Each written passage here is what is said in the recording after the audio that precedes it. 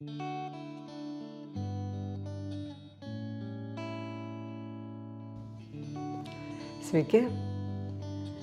mes vėl tęsime Sąmoningo kelio kompaso podcast'o pokalbis ir šiandieną pas mus svečiuose Laima Pajulaitytė, pozityvaus gyvenimo puoselėtoja. Prašau prisistatyti, papasakoti apie save. Taip, labai laukiu to klausimo. Tai apie save, kaip ir mes prieš tai gal kalbėjom, apie save sunku labai prisistatyti, kas esi, nes kiekvieną dieną keičiasi tas ir kažkada aš ten buvau labai save, kaip pasakyti, pozicionavau kaip mama, kai vaikas mažesnis, reikia daugiau priežiūros, vaikas užauga, tada pozicionuoju save gal ten labiau kaip žmona, ten ar dar kažkas, tai ir vis savęs ten ieškau. Tai dabar, jeigu reikėtų man apibrėžti, kas aš esu, tai tiesiog aš bandau labai daug gauti informacijos, kad padėti ir kitiems žmonėms, ir pačiai savo užaugti ir suprasti tą tokią, ne tai kad gyvenimo prasme, bet apskritai, ką galima gauti iš to gyvenimo, kokias pamokas, nes savo praėjau nemažai, bet dabar yra būtent tas laikotarpis, čia gal mėnuo, kai aš galvoju, toks keistas jausmas apima, nes ėjimas į kažkur vis tiek yra per kažką. Tu per kažką turi pereiti. Ir dabar tas toks jausmas, kad per kažką lyg aš einu, per kažkokias ten savęs atradimo, gal naujai, nežinau, ten kalnelius kažkokius. Tai va dabar, žinokit, ir turbūt nepasakyčiau, kas iš tikrųjų esu, nes ir treniruoju žmonės, ir varebefingą vedu jūsų dėka, labai gerai sekasi. Ir vedu tokios paskaitas apie savivertę, vedu Instagramą apie tai, kaip pozityviai galima gyventi. Man nėra negatyvus laikotarpis kažkoks, tikrai ne, kad man tenoj liūdna, čia kažkaip reiktų save pralinksminti. Tai kas aš esu, tai turbūt gal iš to reikėtų susidaryti, kad žmogus yra visuma to, ką jisai daro tuo metu, tai labai sunku būtų.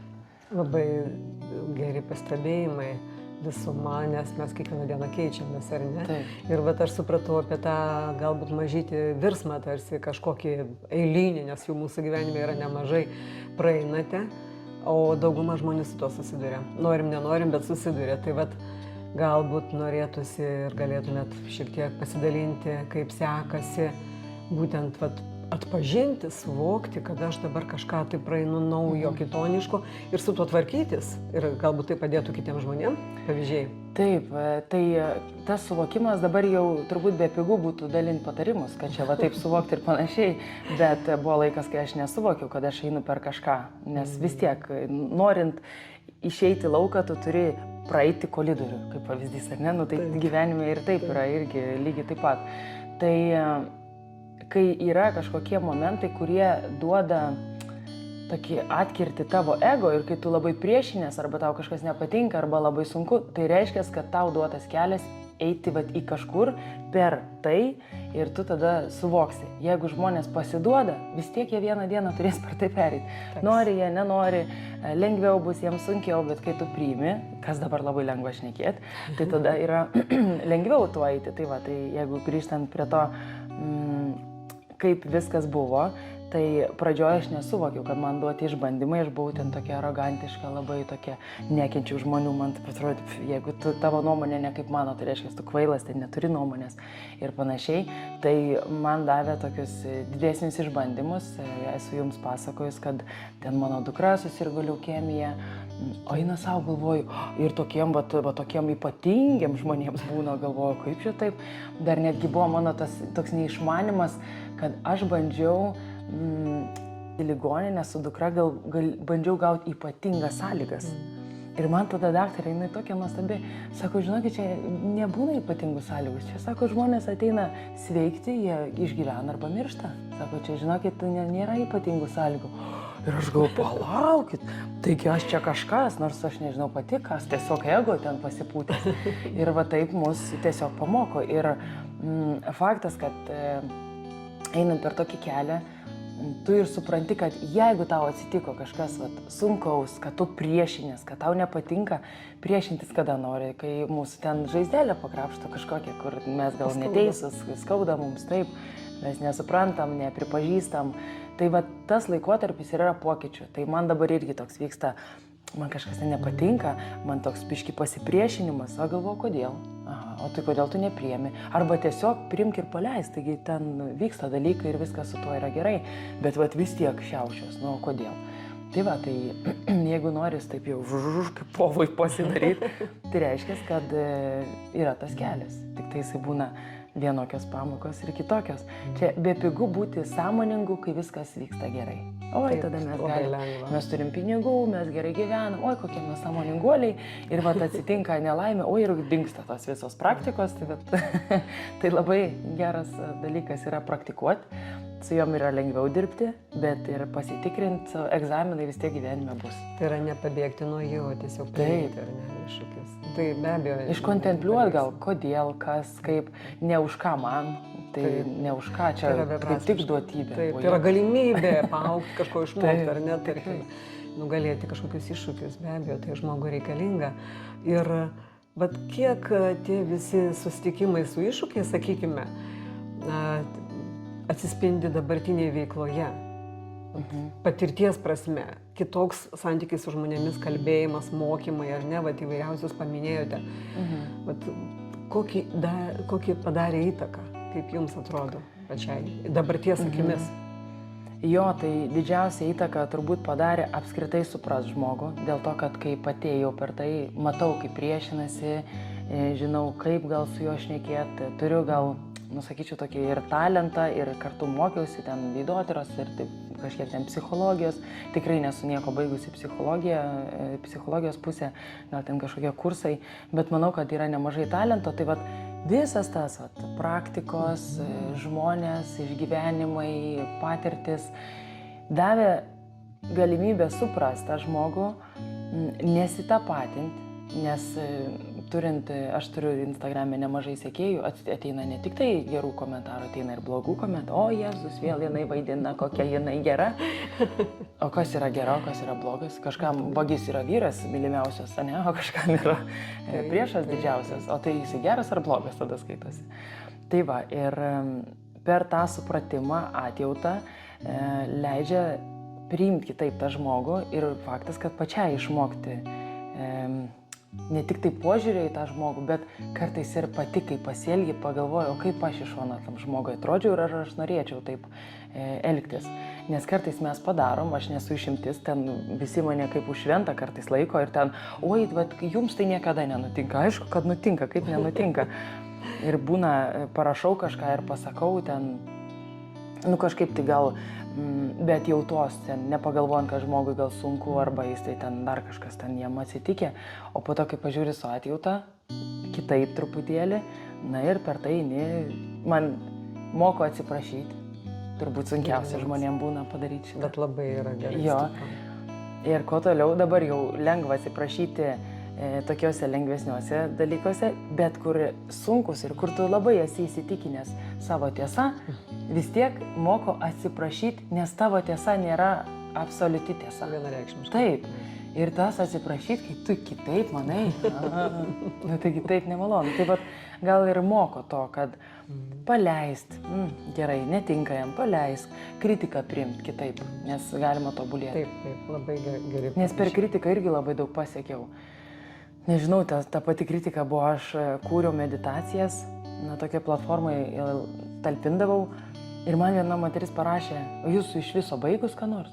Koks geras komentaras, aš baigiau meditaciją tada. Pusę metų mokiausi, baigiau meditaciją. Paskatino, galima sakyti. Paskatino. Tai tu galvoji, tai pliamba, kaip čia gali. Augimui galimybė kartais, atrodo, kritiko iš tiesų pasirodo, tobulėjimui nėra ribų ir paskatino. Tas saviugda, visos praktikos praplečia tavo akiratį, kad tu į tą kritiką jau žiūri kaip į galimybę. Geras patarimas, kaip patinka. O, pabandysiu. Man tai yra skamba kaip greitkelis į laimę, ar ne? Tai visgi laimė. Ką jūs galėtumėt pasakyti apie laimę? Tai laimė, jo, čia laimė yra tokia pasiekmė, sakyčiau, to, ką mes darom. Nes jeigu ieško tos laimės, tai niekas neras ten. Savy ten ieško, kitur ieško. Aš labiau sakyčiau pagal savo gyvenimą, kad laimė yra ta būsena, kuri yra pasiekmė to, ką tu darai. Jinai ateina kaip pasiekmė, ne kaip siekiamybė kažkokia, nes jos pasiekti Nu, man labai sunku įsivaizduoti, aš nesu pasiekus gal dėl to. Tai yra tikslingai siekti Taip, laimės. bet o kaip tu pasieksi laimę? Laimė kažkokia, nu, viskas aplink mus laikina, taip? Tai bet jeigu tu kažką darai iš savo malonumo arba tiesiog stengiasi sąmoningai žiūrėti, praktikuoti ir taip toliau, tai vat pasiekmė yra ta, kai kartais tau laimė yra sėdėti nieko nedaryti, gal kokia aš laiminga. Tiesiog aplankė ir viskas tam bus. Taip, nu, tokia, man atrodo, kad jinai labiau pasiekmė negu siekimybė.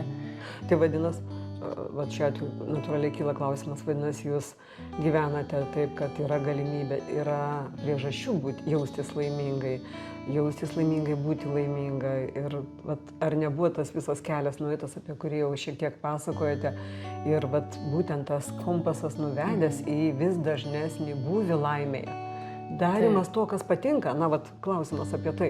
Nu ir kartais kas nepatinka. Kartais ir nepatinka. Taip, netgi kas nepatinka, Taip, nes taip, kartais taip. reikia, nors Nes nepatinka. laimės, kai ieškai, tai atrodo, kad reikia tenkinti kažkokius poreikius, ten gal rankinuką nusipirkti, nu kiek ten laimė ta truks, tokia jinai iliuzija labiau ten negu laimė. Bet taip, tai va tas ir veda kiekvieną kartą vis giliau. Rebefingas nebuvo išimtis, kodėl aš atėjau. Tai yra, kad tu ieškai galimybių tiek pačiam išsilaisvinti iš tam tikrų būsenų, nes jų būna. Jeigu aš nepraktikuoju kažko, tai retai tai būna, nes aš žinau savo charakterį, bet pavyzdžiui, disciplina pas mane yra disciplina. Aš keliuosi, einu vaikščioti, ten maistas. 5 ryto. Jo, 5 ryto aš vaikštau, jau pusę 5 keliuosi. Ir jeigu aš 2 dienas atsikeliu, nu, tai būna gal ten per atostogas imkim.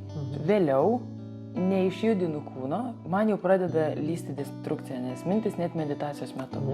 Nu tai kas atsitinka? Dėl to, kad mes, reiškia, aš labai daug dirbu su žmonėm, jie duoda savo mintis, savo nuotaikas, aš kiekvieną dieną susiduriu su žmonėm, praktiškai ten, jeigu žiūrint darbo sritį ir taip toliau. Ir jeigu aš netgi atsiskiriu kažkiek ten dienų, kas man neleidžia gyvenimas kol kas gal leis, ten 2 dienas kokias atsitraukiu, man eina mintis, gal aš nebereikalinga, gal aš nebeįdomi, bet ką tu darai, kadangi tu praktikuoji, puikiai žinai savivertę, žinai, kas tu esi, mintis visada eis. Sąmoningumas yra, kaip tu mokys toms mintims susitvarkyti ir ką jis tau reiškia. Nu tai va, tai faktas, kad per tai va, eini ir galvoji, va, ar patinka ar nepatinka ta būsena, bet vis tiek laimė yra, kai sakiau, pasiekmė. Aš per tai perinu ir pagalvoju, tas kaip gerai, nors nepatiko visai. Taip, be abejo, tai dažnai taip ir būna, kad tuo metu, kai einam per kažkokius iššūkius, mes tikrai nesijausime laimingi, bet rezultate, jeigu yra pakankamas sąmoningumas, mes suvokime ir to prasme ir į ką tai atvedė. Žinot, aš visą laiką paprašau žmonių, bent jau kiek esu gyvenime susidūrus, sakau, pagalvokit, kas buvo skaudžiausia jūsų gyvenime. Nu ir ten moteris, ten kokie tai skyrybos, ten mane mušė, ten kažkas tai, sakau, ir kai iš to išėjot, kaip jūs jautėtės? Visada patys blogiausi gyvenimo momentai, sunkiausi, jie veda į tą išsilaisvinimą kažkokį. Psichologinį, fizinį, ten, mentalinį kažkokį. Nu, vis tiek tai atveda tai atveda į augimą. Bet kokiu atveju. Dar aš nesu išgirdus, aš gal per jauna, gal mažai apklausinėjau žmonių, bet tikrai nesu išgirdus dar kitokio atsakymo. Sako, jo, ir po to aš supratau. Sakau, eina savo, kaip gerai. Į augimą veda vis tiek tie blogiausi dalykai tokie. Tai ne veltui pozityvaus gyvenimo puoselėtoja. Bet aš suprantu, kad tame yra daug įvairių dalykų, ar ne? Va, tiek tie psichologiniai daugiau, savęs pažinimo, tiek ir darbo su kūnu. Aš taip suprantu, kad tokia visuma, holistinė, ar ne, veikloje. Būtinai. Taip. Tai yra labai svarbu. Žinokit, jeigu ne sportas, ne praktikos, nu, labai blogai būtų. Destrukcija būtų. Tikrai, mes turim rūpintis kūnu. Nu, galų gale, gerai, mes labai daug medituojam, o mūsų kūnas meta mums kažkokias tai problemas. Taigi jisai serga. Taip. Net ir nugaros skausmas yra liga, ne? Jisai rodo, kad jam negerai. Nu, tai jeigu mes jau labai būsim čia nušvitę emociškai, bet mūsų kūnas kalbės apie kitą. Nu, tai kaip mes galim tada būti nušvitę tam emociškai, vadinkim tą nušvitimas, tai čia toks, ten jau labai nirvana pasiekus, bet tas, va, aš toks išsilaisvinęs, o tu esi tas, kurio kūnas griūna. Nu tai kiek tu išsilaisvinęs tada, ne? Mes vis tiek turim balansą palaikyti būtinai. Taip, kažkuri būties dalis yra tarsi ne visai harmoninga. Taip. Gerai, vat, tada Laima dar labai prašau, vat, iš viso to, ką Šiandien vat, kalbėjote, kas jums viduje atrodo esminio, ką jūs palinkėtumėt kiekvienam žmogui, kuris vat, klausysis, sakykime, jūsų laimės kontekste. Ką palinkėtumėt, kaip siekti tos laimės, kaip būti, siekti būti, mes kaip tik ir kalbėjome. Tarsi siekti nereikia, bet tuo pačiu visgi žmonės to siekia. Nu, bent jau suvokia prasme laimės. Ką jūs galėtumėt palinkėti, ką norėtumėt palinkėti? Taip, dabar labai iškreiptas yra laimės matymas ir marketingas ant to pastatytas, kadangi pati dirbu marketingė, tikrai labai daug pastatyta. Tai visą laiką reikia suprasti, kad laimė nepasiekiama išoriškai. Nu tai nėra, kad, oi, tai yra iliuzija. Ar nuvažiavau kažkur ir... Taip, tai yra emocija. Ir aš netikiu tuo. Gal kažkas man paprieštaraus, ten visokių būna, bet tai yra emocija. Ir jeigu norima laimės, tai visų pirma reikia atsisukti į save. Dėl ko žmonės griebėsi visokių išorinių, ten rankinukas, mašina, dar kažkas. Ir dar yra vienas toks labai geras testas, kad pagalvoti, kiek suteikia džiaugsmo ir geros emocijos daiktas, kurį kažkada nusipirkot, kad ir automobilis. Kadaise, ar ne? Taip, vat nusipirkiau automobilį, mėnesį, gerai, bet čia jau labai daug, mėnesį jau čia tikrai reikia gerą automobilį nusipirkti ir tau taip gera. Ir vat pavyzdžiui, kiek emocijos geros suteikia dalykas, kai tu pavyzdžiui pakėlį nukritusi žmogų nuo šaligatvio. Tu atsiminsi visą gyvenimą ir galvosi, eik tu savo, nu kaip faina, kad aš galėjau tai padaryti. Ir tai yra toksai dalykas, kuris per emociją eina vis tiek, ar ne, per mūsų tą vidų, per mūsų tą, ką mes galėjom padaryti dėl kito žmogaus, nes tai yra žmogiškumas. Ir kai mes į save atsisukam į tą aš, nes mes labai žiūrim visų, atiduodam save ir panašiai. Ir neatsisukam į save. Ir kaip mes atsisukam į save, suvokiam tą kūno duotybę, kas mes esam, ko mes čia atėjom, arba apskritai pradedam daryti dėl savęs, kad valyti vidų, ne rankinuką nusipirkti, o gal padaryti meditaciją, kad pabandyti atlaisvinti tos vietos, kad tokį tyrumą išgauti vidinį.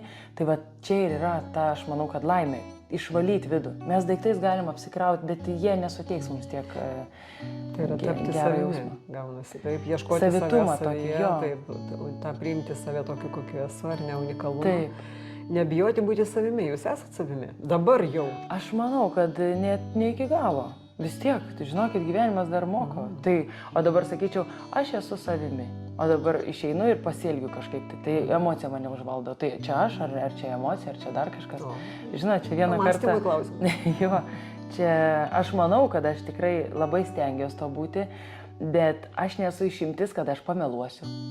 Nu, manęs ten paklaus, kodėl kažko aš negalėjau, aš gal norėsiu įsisukti. Ir vat, ar aš savim ar nesavim, kodėl aš bijau pripažinti, gal aš bijau kažką įžeisti arba nenoriu kažką tai.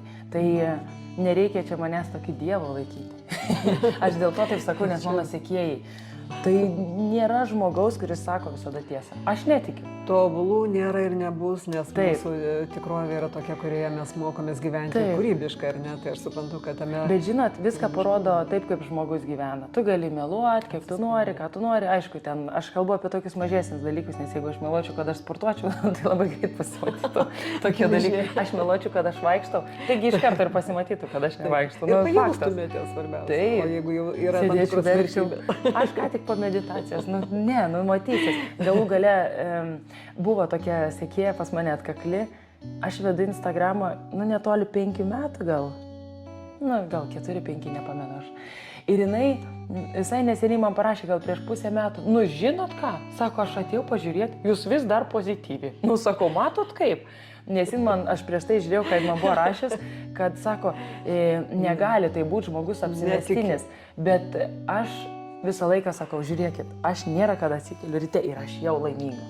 Taip nebus. Įdedu pastangų, kad... Taip, aš valgau, miegu, vaikštau, praktikos, savirebefingą darau. Tai sakau, jūs pabandykite tai daryti. Aišku, kad būna, kaip ir sakiau, kažkokios mintis, gal aš nereikalinga, gal netikus, gal čia mano kažkas ten seminaras neįdomus ar kažkas, čia kaip pavyzdys, mano Instagramas ten negeras, aš neverkiu tikrai, kad tokios mintis ateina. Bet kai tu esi tvirtas, taip, tai tu tada galvoji, pala, čia apie mane, ne apie mane. Dirbu, keičiuosi, žiūriu, kas yra arčiau tiesos, tą priimu, kas nelabai galbūt tą atmetu ar ne. O jeigu reikia pokyčių, aš keičiu. Taip, nebijau keisti, jeigu kažkokio abejonė ateina. Taip. Nuostabu. Tai kągi, linkiu laimės. Ačiū labai. Laima, labai dėkui, nuostabus pokalbis ir iš tiesų linkiu, kad vat, ta jėga vidinė, ta atradimas to kelio, kurio jūs einate, įkvėptų žmonės. Įkvėptų žmonės ne tik lygiuotis, bet iš tiesų daryti. Taip, lyginti save su kitais yra labai blogas dalykas. O tiesiog daryti reikia. Taip, reikia savo daryti. gyvenimą kurti. Tiek, kiek savo mes kelią. galim. Jo, aš ten galiu 10 pritupimų, kažkas 5. Tai jau kažkas 100, žiūrėkit, ir Taip. Aš viskas matot, gerai. iškart save noriu aukščiau. Teisingai, viskas tvarkoja. Ačiū labai, Laima, tai labai dėkoju už tikrai jaukų, šiltą, nuoširdų pokalbį ir sėkmės, ieškant savo kelio, to greitkelio į laimę. Gerai? Taip, ačiū labai.